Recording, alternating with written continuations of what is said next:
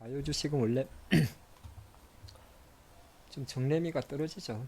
근데 사실 오늘 좀 그런 생각도 해봤어요. HLB 사건이 아니면 뭐 헬릭스미스나 신라젠의 사건이 어떻게 보면 HLB 사건이 되겠는데 정말 투자에 있어서 안 좋은 선례를 남기지 않을까. 그러니까 손절에 대한 그 선례죠. 근데 항상 우리가 그렇습니다만은 모든 게 케이스 바이 케이스입니다.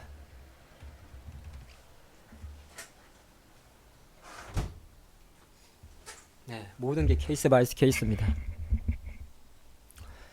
한국 아시겠습니다. 한국 주식은 손절을 하셔야 됩니다. 네, 한국은 손절을 하지 않고서 수익을 내고 꾸준히 간다는 것은 사실상 불가능해요. 그 말에는 많이 공감을 하실 겁니다. 예를 들어서 미국 주식은 워런 버핏이 아무리 까불어도 지수가 이렇게 지금 한 80년대부터 볼까요? 지수가 뭐 30년 올랐어요. 이러니 장기 투자 소리가 나오는 겁니다. 미국은. 그죠? 뭐 최근 한 10년만 보더라도 미국은 2008년 리만 사태 이후로 계속 올랐습니다. 뭐 중간에 잠깐 쉬어도 어쨌든 올랐어요. 근데 우리나라 정신은 그렇지가 않아요. 뭐 오르긴 올랐군요. 지금 보니까. 그래도 최근 10년 기준으로 놓고 보면 2006년도, 2007년도 이제 중국 붐이 불 때 2000 돌파하고 10년째 제자리입니다. 그쵸? 10년째 제자리예요.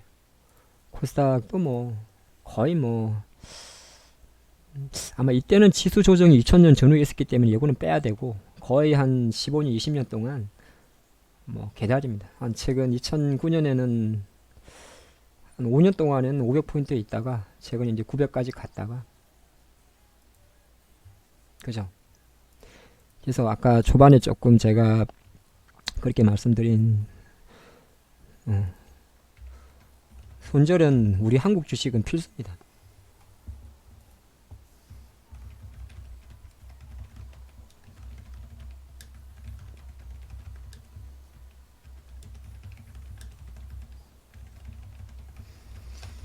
제 24분까지 했으니까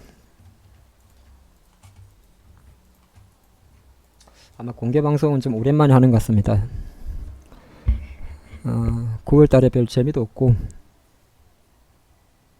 재미가 없어서 안 했어요.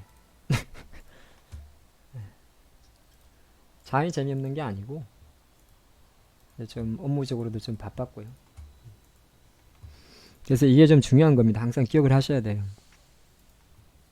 오늘 좀 많이 생각한 것 중에서 제가 뭐 방송에 가서도 그런 말을 했지만은 주식은 세 가지입니다, 여러분.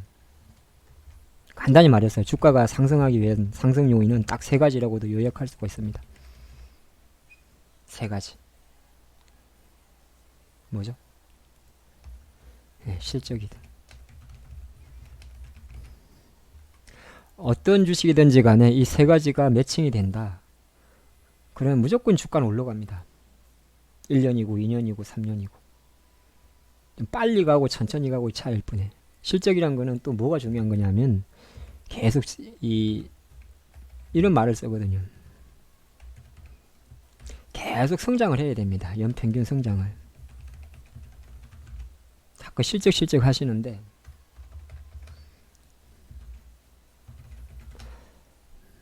실적은 절대치가 아닙니다. 상대치예요. 어떤 분들은 아모레퍼스픽이 15년보다 실적은 좋아지는데요. 이런 이야기를 합니다.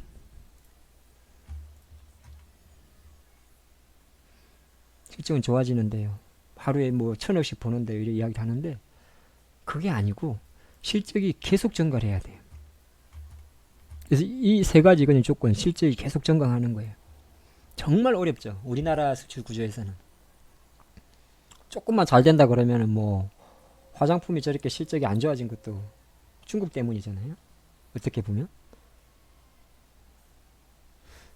주가의 가장 기본이 이렇게 배웠는데 한국 정치에서는 이게 어렵습니다. 실적이란 것도 엄청 이게 우리나라 산업 구조 자체가 우리나라가 옛날에는 가공무역이라는 표현을 썼잖아요. 한국은.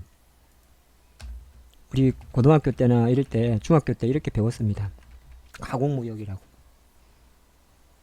좋으신 분도 있겠습니다만은 그래도 경제 근처에도 잠깐 수업을 들은 분은 가공무역이라는 말을 써요.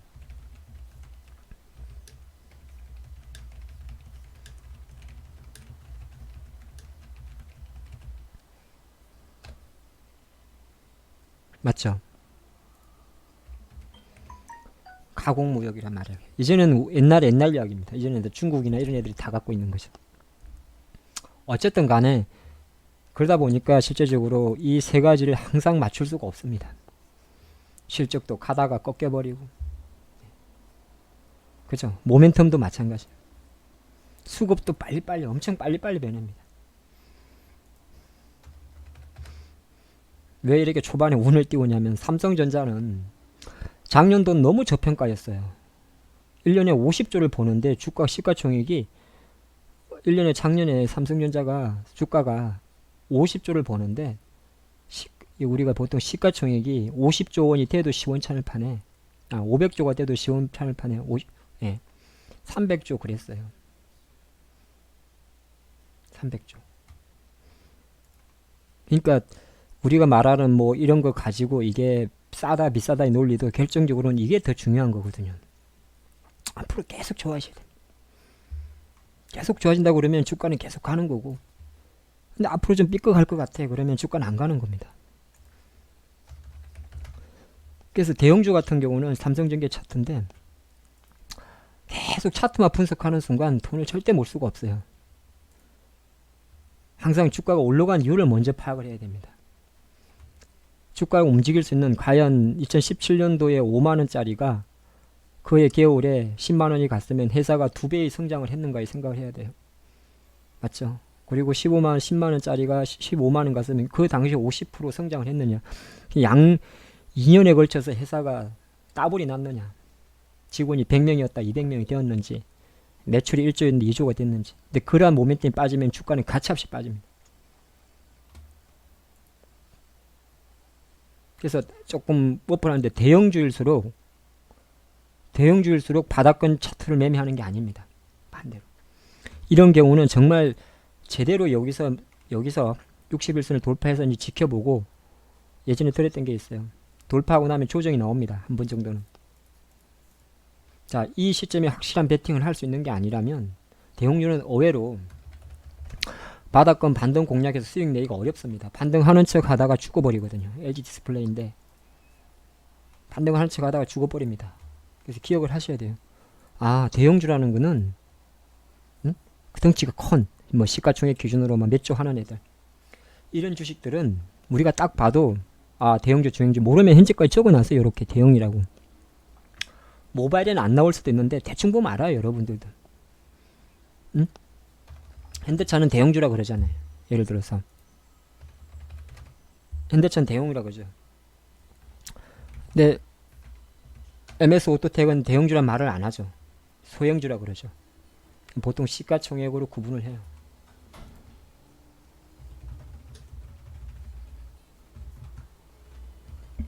이거 빵을 한 번에 4개를 먹어가지고 프림 아닙니다. 네, 재채기 한 겁니다. 커피 한 잔.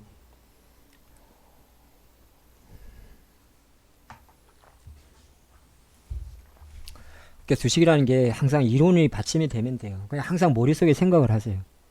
주가는 세 가지로 올라간다.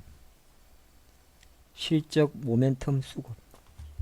근데 가장 투자가 분들이 혼동하는 부분, 실적이란 거는 CAGR이라는 표현이 제일 중요해요. 우리말로 연평균 성장률입니다.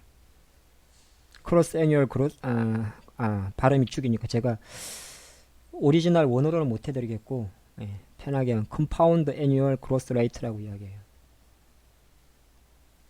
컴파운드 애니얼 그로스 레이트, 연평균 성장률을 말합니다. 계속 성장을 해요. 근데 우리나라는 아까 말씀드린 대로 산업 구조상 대외 의존도가 너무 높아서 실제적으로 이게 쉽지 않다는 거예요. 삼성전자 보면 모릅니까? 그래서 머릿속에 생각을 해. 실적이 연속적으로 계속 매년 증가하기는 쉽지 않겠구나. 가다가 말다가 하니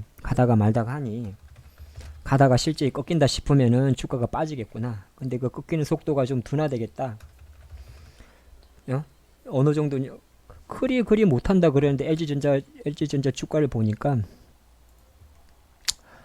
뭐 이제 좀 다시 6만원 밑으로는 잘 안 오겠구나. LG전자는 네 괜찮아요.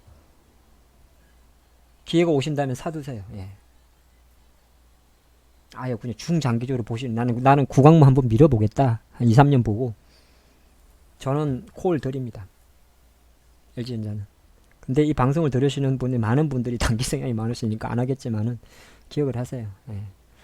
왜냐면 대형주는 그래서 이거에 대한 등락도 있지만은 뭔가 이제 실적이 돌아서야 돼요. 그래서 항상 기억을 하시라고. 대형주는 실적입니다. 실적 그러는데 이 실적이라는 것을 꼭 기억을 하세요. 절대 실적이 아니고 상대적을 또는 개선세를 말하는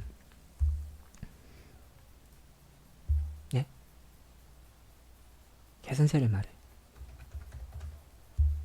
카카오는 왜 올라가 있으면 누가 모이던데 실적이란 말이에요. 이거 18만원 못 가겠습니까? 가요. 정말 내가 짜증나서 주식 사기도 싶고 뭐 하나 사가지고 묻어버릴라 해. 카카오 지금 사요. 왜 갑니까? 아까 말한 대로 실적이 증가를 하잖아요.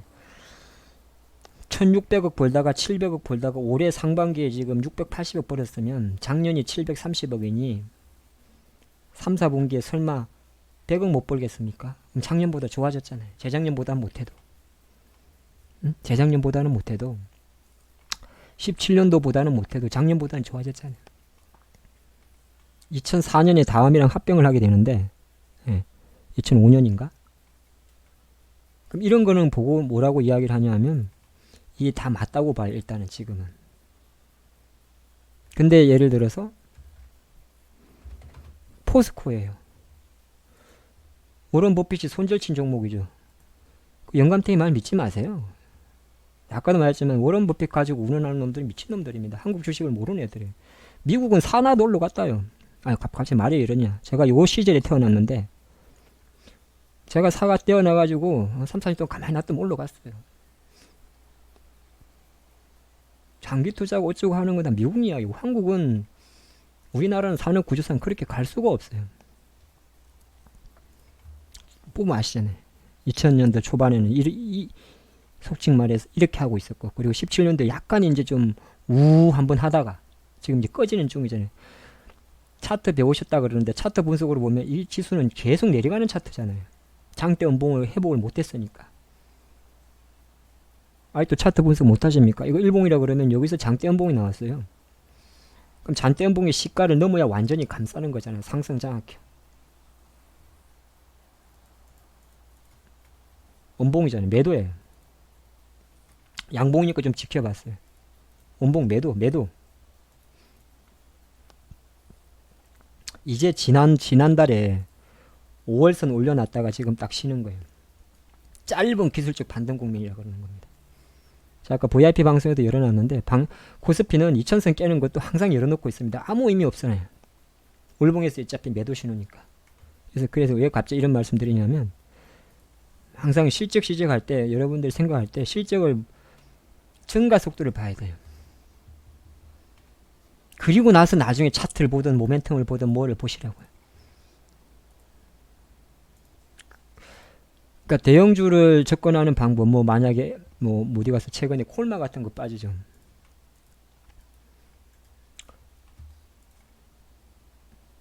이 또 9천억짜리니까 대형주잖아요. 그것도 볼 줄 모르겠으면은 그냥 차트만 봐. 이 월봉 양봉이 최소한 양봉이 돼야 매수를 하라 그랬죠. 음봉이죠. 최소한 5주선 위에 있어야겠죠. 예전에 말씀드렸습니다. 월량 5주라고. 예전에 월량 5주라 말씀드렸어요. 최소한 월봉이 양봉이어야 돼요. 그래야 매수의 힘이 있는 겁니다. 그 다음에 주봉이 5주선 위에 있어야 돼요. 우리가 단기 투자가는 주가가 5일선 위에 있어야 되고요. 5일선 밑에 있어도 하루짜리야 돼요. 여러가지 공식들이 있죠. 저점은 높아야 되고요. 조정봉은 한 개에서 끝내야 되고요. 여러 가지가 있지 않습니까? 이 모르는 사람 한 명도 없어요. 아직도 모른다 그러면은 제가 A4지 한 장이면 주식 차트 분석 하나를 다 보여드릴 수가 있어요. 주가가 올라갈 땐 거래가 늘어야 된다. 자, 파워레이스 보시죠. 60일선은 관통을 한다. 매수 거래량 늘었고 오케이 당연. 다만 61선이 음의 기울기다. 그래 뭐라 그랬어요? 음의 기울기는 저항이 많다. 그래서 그 다음날 못 가고 조정이 나왔어요. 하지만 표현이 나왔어요. 1원봉. 근데 이때도 옛날에 다 말씀드렸어요. 이 조정봉은 이 장대 양봉의 30%를 훼손하지 않는다. 얘는 절반을 훼손하죠. 그럼 확률적으로 밀려요. 이렇게 밀린다고. 2원봉 매도,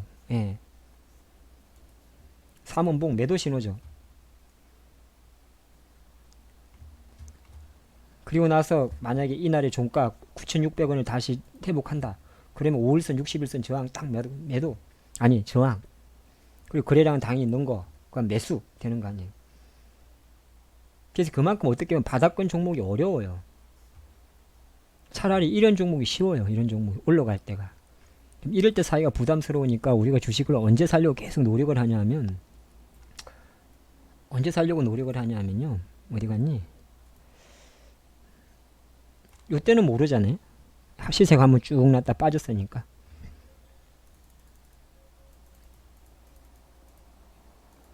이럴 때 살려고 노력을 하는 거예요. 세상에 한 이럴 때 살려고. 그러려고 차트 배우는 겁니다. 그래 늘었고 어느 정도 정배열 맞춰주고 5, 60, 20 정배열 맞춰주고 그러면 이격 조정 들어가고 다 배운 거예요. 5일선이 급등해서 이격 조정 들어가고 주가 쉬고 그리고 다시 확산. 그 다음에 등배열. 어려운 거 절대 없어요. 이것도 어렵다 그러면은 정말 주식 제발 하루에 한 달 정도 시간 내고 공부 좀 하세요. 제가 올려둔 영상 유튜브는 다 보시면 됩니다. 지난번에도 장이 내려갈 수 있는 가능성이 되게 많아요. 5, 20, 60인데 5일선은 꺾여버렸고 5, 20 데드코르스 나오고 이제 그럼 데드코르스 역설에서 잠깐 반동 나오고 하지만 추세적으로는 하락이에요. 이 차트는. 근데 여기서 만약에 코스피가 한 2, 3일 내에 2050으로 올려놓으면 그게 이제 조금 하는 사람인데 얘가 음의 기울기지만 돌았어요. 5일선이. 그러면 투심은 다시 좋아져요. 뭐 어쨌든 그런 게 있어요. 그래서 주식이라는 게 항상 생각을 할 때 생각을 해요. 실적 연평균 성장률, 실적 모멘텀 수급, 실적 모멘텀 수급.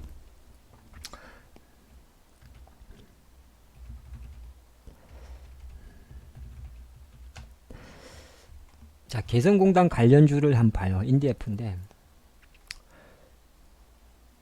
차트를 딱 봐가지고 이런 주식은 안 하시는 게 차라리 나아요. 왜 이런 말씀 드리냐면 팔 타이밍을 못 잡아요. 여러분은 잡을 수 있겠습니까? 갭이 빈번하고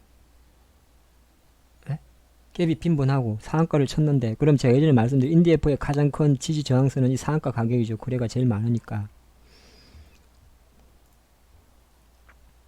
3,620원이네요.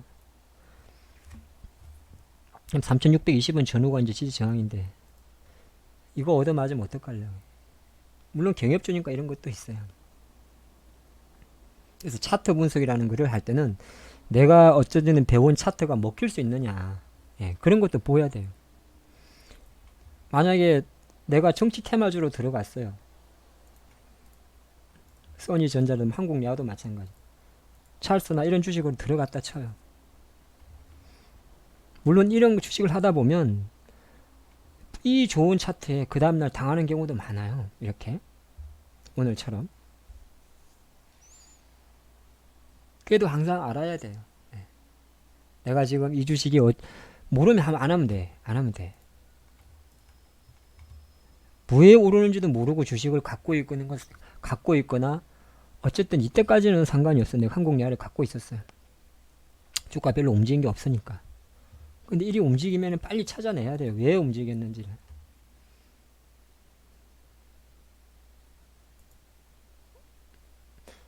주식을 하다가 어떤 UTI 차트인데 갤폴드를 보고 주식을 사가지고 추세가 꺾여가지고 손절했더니 올라오고 손절했더니 올라오고 이런 경우도 있어요. 하다 보면. 근데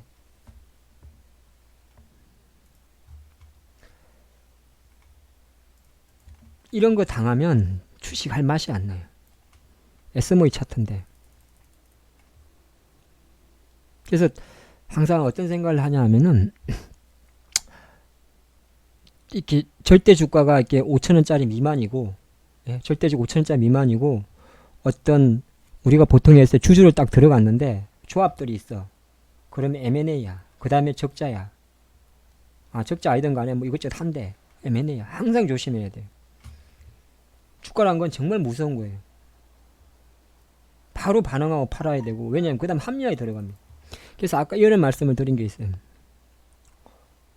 오히려 이번 신라젠 사태나 포함해서 많은 주식들이 투자가들한테 엄청 안 좋은 선례를 낚이지 않을까. 안 팔 거야 이제는 주식이 하한가 가도.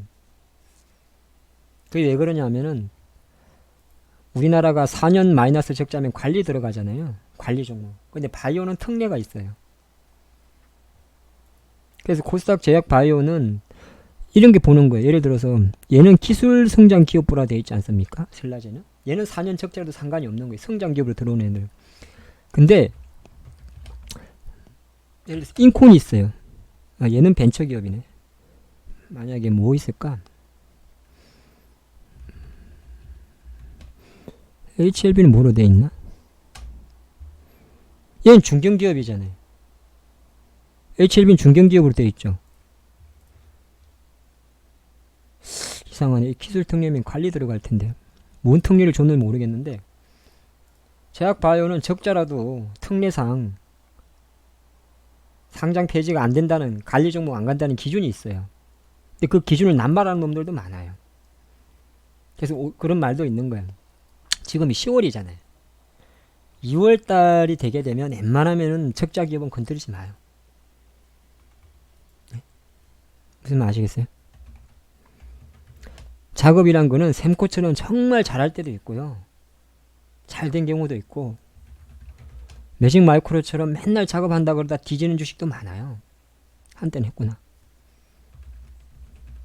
이렇게 작업을 하다가 돈이 못 모여져가지고 깨지는 경우도 허다하고. 대부분 새로운 돈들은 감사 보고서가 발표되는 3월, 4월 전후에 많이 시작을 해요. 그래서 하반기로 접어들수록 주가가 흘러내렸다. 만약에 카리스가 있어요. 그때부터는 끝난 거예요. 이걸 설거지라 그러죠. 근데 아무 철없이 주식을 사는 사람들은, 철없이는 아니겠지만은 아무 생각 없이 그냥 올랐다는 주식으로 이런 주식, 이 정도 구간의 주식을 샀다 칩시다. 그럴수록 훨씬 더 위험 관리에 타이트해야 돼요. 예? 이제부터 뭐가 나오는지 아세요? 그래 쫙 줄어버려요. 못 팔게 해버려. 중간중간에 한번 꼬십니다. 진짜 가는 것처럼. 안 가요. 나중에는 요 술발전까지 내려와 있습니다. 주가라는 거 결국에는. 코너스톤도 마찬가지죠. 그러니까 딱 어느 정도 이제 주식하면 알아야 돼요. 3, 4월에 작업하고 주가가 늘어지면 뭐 추가적으로 다른 투자가를 봐가지고 처음에 투자한 애들 돈을 빼줘야 되는데 못 빼주는 거야. 그들의 전환가가 안 맞는 거예요. 그럼 돈이 안 되는 거예요. 왜 안 됩니까? 그래서 건드리는 게 아니에요. 앤디포스도 한번 보세요. 결국에는 죽어버리죠. 건드리는 게 아니야.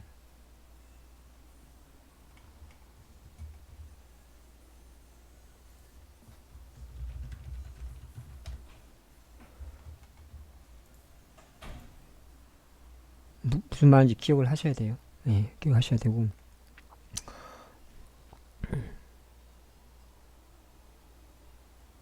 끊겼습니까? 방송이?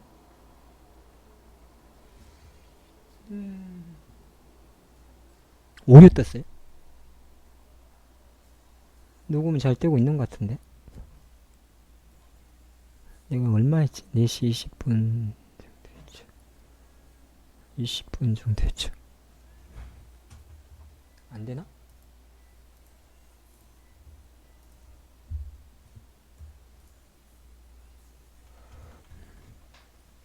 아시겠죠? 그래서 항상 머릿속에 그냥 물론 알든 모르든 생각을 하세요. 주가가 올라가려고 그러면 세 가지가 있어야 되는구나. 그러니까 실적이란 거는 빵을 너무 많이 먹어가지고 무조건 증가를 해야 되는구나. 계속 증가해야 돼. 계속 쉬면 안 돼. 근데 그게 한국 경제는 내가 어렵다 말씀드렸고, 모멘텀이라는 거는 뭐 제약 바이오 같은 경우는 신약 개발이든지 그런 걸 모멘텀이라 그래요. 갤폴드가 잘 팔릴 것이다. 그래서 앞으로 실적이 좋아질 것이다. 모멘텀과 실적은 같은 그림으로 좀 가요. 화장품이 중국 놈들이 엄청 쳐들어와가지고 화장품을 떡지박지 하겠다. 밥 먹듯이 화장품을 바르고 다닌다. 그러면 모멘텀이 붙으면서 실적이 붙어요. 이 둘은 거의 같이 있어요. 그리고 나면 수급이 붙어요. 이 나름 연기금이나 매니저들이 분석을 해가지고 이렇게 붙인다고.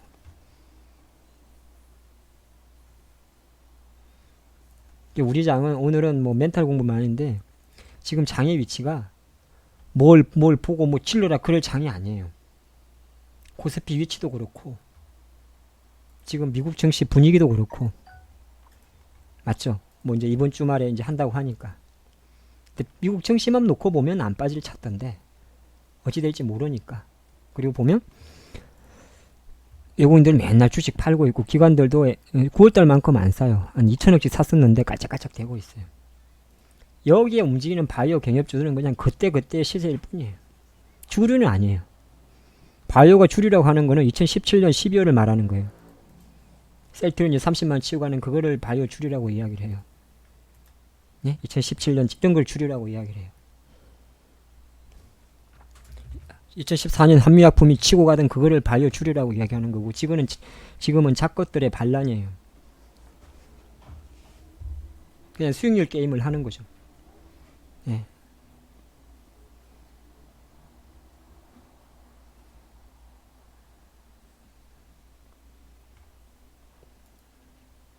그 수익률 게임 어차피 주식이란 게 수익률 게임이니까 그 수익률 게임에서 크든 작든 조금 취하고 말고는 다 문제예요.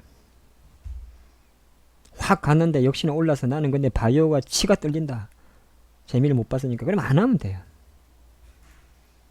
네, 안 하면 돼. 한 것만 꼭 기억을 하시면 돼요. 오늘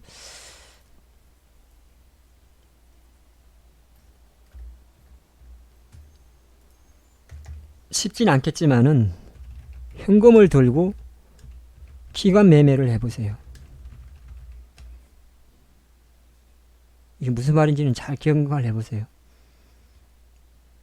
현금을 들고 기관 매매를 하란 말은 진짜 때를 사라는 이야기예요. 때는 뭐냐? 아까도 처음 말한 거 있어요. 지수가 상승형. 지수가 상승을 한다. 지수가 상승을 한단 말은 무슨 말이냐면 아까 됐죠. 지수가 5일선 위로 이런 식으로 이걸 상승이라 그래요. 지금 하락이야. 크든 작든. 지수가 상승을 한다. 지수가 상승을 하거나 주도주가 있다. 바이오는 주도주 아닙니까? 근데 그는 본인이 만약에 안 좋아하는 섹터 많으면 돼. 가만히 그냥 기다려. 뭘 맨날 샀다 팔다 하다 보니까 샀던 놈은 물려버리고 아무 생각 없이 간만에 경협주 한번 샀는데 그 다음날 지 터져버리는 거야. 그럼 또 안 팔아버려 또. 오늘 경협주가 왜 많이 빠진 줄 아십니까? 제약바이오가 왜 많이 오르고 경협주가 빠졌기 때문에 그래요. 많이 빠져서. 알다시피 경협주나 바이오 종목들은 기관사들, 증권사 애들이 사는 게 아니잖아. 회원 리딩하는 쪽에서 많이 사는 거잖아. 회원 리딩에서 많이 사고 개인들은 많이 물려있는 종목들이고 기관 매니저들 사고 파는 거는 거의 대부분이 IT거나 많아요. 그런 장은 오늘도 보면 안 가요. 이번 주 이벤트가 있으니까 안 가. 베팅을 안 해요. 파는 쪽만 파겠지. 근데 만약에 내일 같은 경우에 하루 지나서 이제 경협주들 안 빠져. 왜 안 빠지냐면요.